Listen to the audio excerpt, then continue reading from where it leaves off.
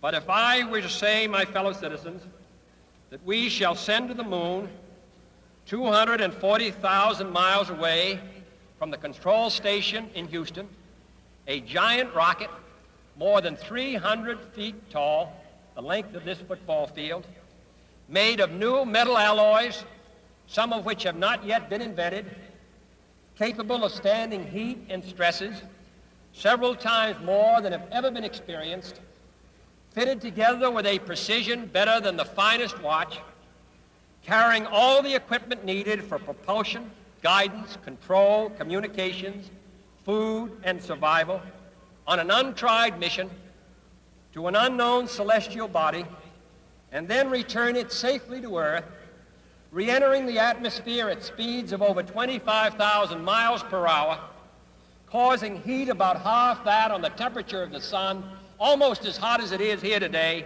and do all this, and do it right, and do it first before this decade is out, then we must be bold.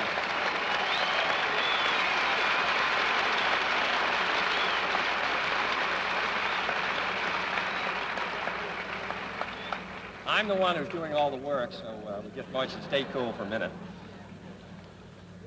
However, I think we're going to do it. And I think that we must pay what needs to be paid. I don't think we ought to waste any money, but I think we ought to do the job. And this will be done in the decade of the 60s. It may be done while some of you are still here at school at this college and university.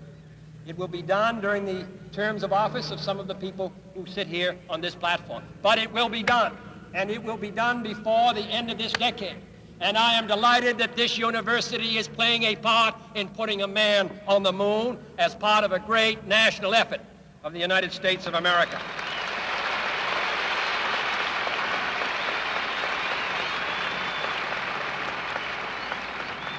Many years ago, the great British explorer George Mallory, who was to die on Mount Everest, was asked why did he want to climb it. He said, because it is there. Well, space is there, and we're going to climb it. And the moon and the planets are there. And new hopes for knowledge and peace are there.